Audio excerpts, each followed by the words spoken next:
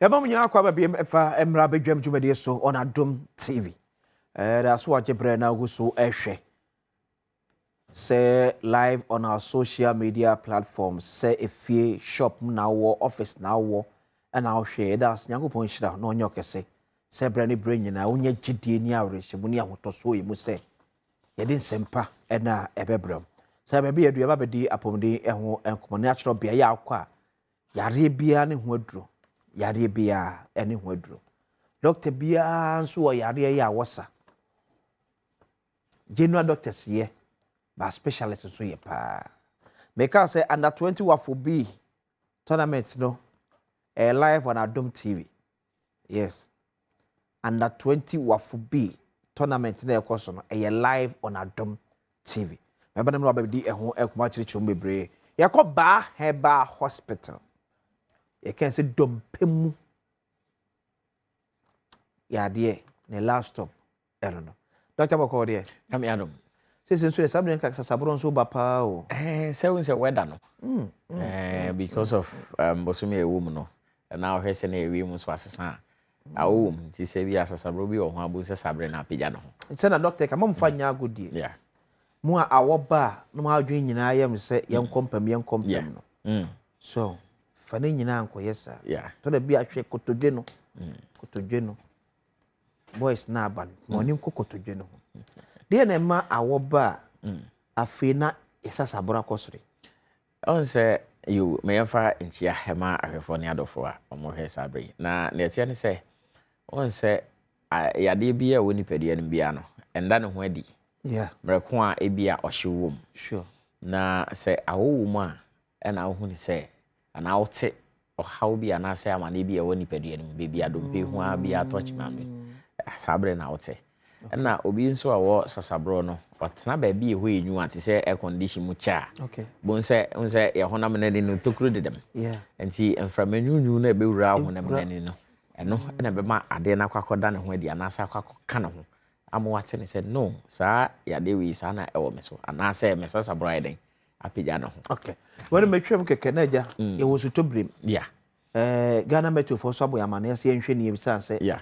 Bosumi ko si August there. Enframu mo nyuru pa. Tie na sasabro mo so no. Yeah. We futu a doctor at the ebe. And the akomo na dey from Baah Herbal Hospital. You am say on kasa ahase no ka say obi ane ne a oye. Yes. Na doctor bi anso e wo ne a oye specialist e wo.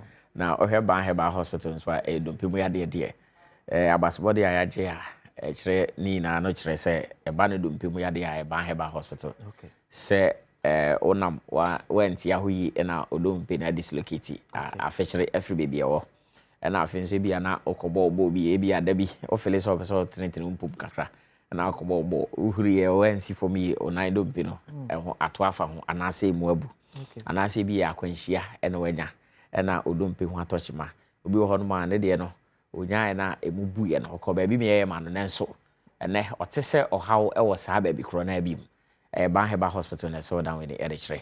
Say enso fufro na aba eno nso oba be pie mo Baah Herbal Hospital. Enam say yen ye de no dompemu nimde na ya wedare mu nti no. Ye de sie ne de mawa enya de a obenya ekire ha obia. Ene nti na akwakoba ne say dompemu ha obia obi de ba be pie mo Baah Herbal Hospital bia no.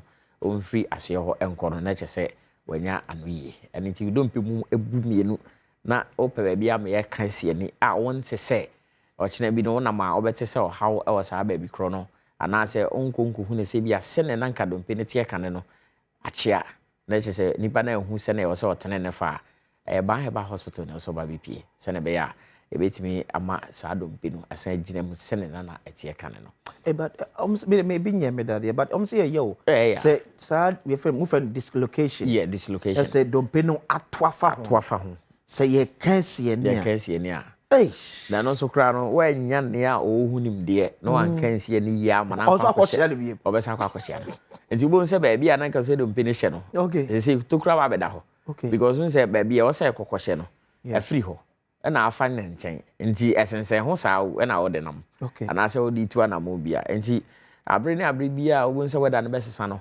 o fele say sa ba bi kro no o ya na am say to kro no still I am feel enframa koho ekoho yes.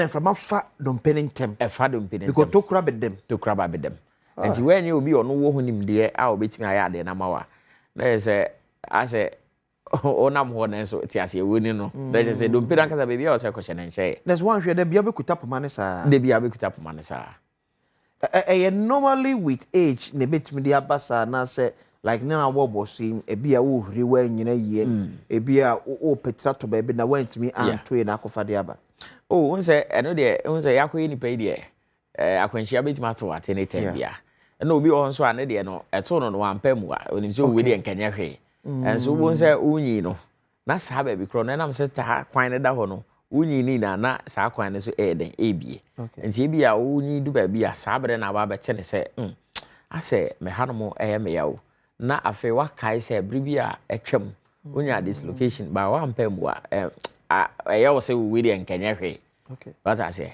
ba sabre no na e ba be pija ne mu na awa be hawo and intina broni waka se bi say prevention is better than cure and he say unya ohaw bi ana se wote ne se odompe hu ba bi atochima ntem abra bi pie mo Baah Herbal minim advisable say kanipa bia unya nkwanhia o hwe the other side you say ka kwhwe odompe mu so make sure say baby ada so gina bi gina because who say nompe no say na ya hyehye no woni pade anim no enya de wani kusu ehu say bia bi afiri ho ana say bi mfiri ho a wani kusu ehu and it just say okokopie mo baby a omo edompe like omo odompe hu ni bi ete say no na ya hwe say wampa akwanhia na onyan no e bia affected dompe no ana say bia the other side no kwa na problem bae henti e ho behia say bia ohwe honam ni na awia na wa be hwe dompe no so say how bi wo ho ana say how bi ani ho say na medi kan no unse wampa mu a e kwa anim no a bo say ahya say e ba be ma wo problem e bi me no wadwen say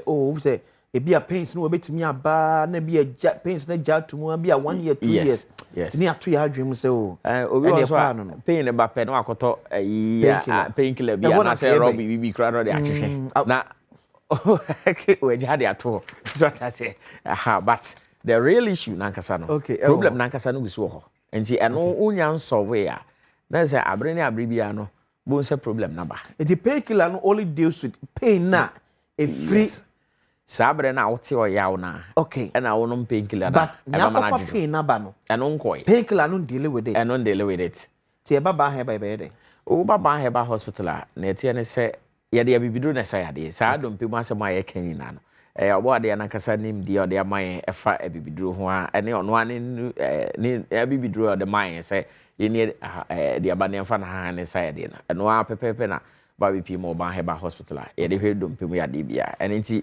enye afense na ekwa akopai sa ba bi kro no na de dade bi kwa akohye se sa dade na emra me supportive ade mfama ndo mpe no da bi eye bibiduro na ba bi pi mo Baah Herbal hospital ye de eboa ema do mpe no esenjina ne na so se ne na nete ka ne no ana say dislocation so aba eye bibiduro na na e be san de connect do mpe na ko back to baby ana ewo ade ba ko a ne de ya pa wa basa se bia wa basa de no na efri ho a onse wa basa de sa do mpe ne wo no ekitwa bi o na shed joint dem enti when ya ne wo hu ni die no afa fix ya mana kwa ko eje easy o abasa we nyina na do mpe kitwa bi na connect point kitwa bi na him Isaac can the ball joint no say na no kitwa bi na him sa na sa pepe na obasa de so kitwa bi and you say an she sa to kru ni yi back bon say afa ho na sense ho o de ofili say bia o enam say enam ne entini wo hu ntini obetimi e de aye ne a wo so ye but ekoya nim kakra obefili back enti ho hia say so ba be pi mo ya hwa Baah Herbal hospital e wo hemfa ye pema number be so ne enfremo yo ye wo asemi no ye wo nkranha ne san okuma ase na nkranha de ba bia friend suspenders enti ufaka ba bia de kasa wo suspenders so be si 18 junction o si 18 junction so a taxi for home lodu e wo benkuma family ni fam ka chom say okọ Baah Herbal hospital ade o mo de ba be pi mo e wase senso e kuma ase a atonsu agogo de bia me kan say strategically no ena ma yakwa kopi mu aban yare sabia kese na chi ope ena me say okọ ha eji hit your so Baah Herbal hospital it's your number so 0244 988 004 0244 988 004 and I say 0244 083 482 0244 083 482 na ye kan sa na je do mpemu asem kwa na ye ya de bi e woni pede no bia no oba bi pi mo Baah Herbal hospital ayi hama okay you other doctors so on so oh yes almost mo hwe ya de bia say e stroke ya de say je say ya de bi e woni pede no bia de if you tipe pem na say do Baah Herbal oh yes yeah wo hwadro o say adwumade ni na ya bibidro yeah ajme ma ebi do oh sir oh fine bidro ye oh yes bidro ye da bia be ka say ebi enje nheda nyabre enkyiremu de enti o say so ebidro okay ena ebi nipa ba ko menu biansa bi be fry a ebi di sika pe be di o manimu yes ebe say ebidro but I'm telling you say edro pa de kenu na ebidro kenu na ebidro yeah kenu na ya ahmetie ya yense o hwiegu cap na so o bo a adode ti baby bia yakuye no mu na yensusu yen free cap no famra 10 minute 5 minute no baby bia amafo beti ase oh say on say enokra no no bebre so a okay yeah na eno so na ne effect o ngene kra say ye unya no anunum na cap no de bom say na wasa nya doctor bia na David ye wala say we say that say ya be come na mobile numbers ni be for my se be ya you numbers ni 0244 988 004 0244 988 004 and it is be our friend now on TV be asia na waje nchire na say also ya de bi go ho no my tete wa and na ye kan do pi ho asem na e bi awante wo de enti de be say Baah Herbal hospital en hwe what the friend numbers no na e no be din komo but I say Baah Herbal hospital na say no mo etwe and come on very good morning confirm Alice Kopi honorable Yaya Alice Kopi the UN organizer your for Reggie Alice Kopi ya mention no your keswati ya dase kosware hwe Adom TV eti bi said dam wa ba na ba be din ko foforo koso no hwe bedwam ye ba isi e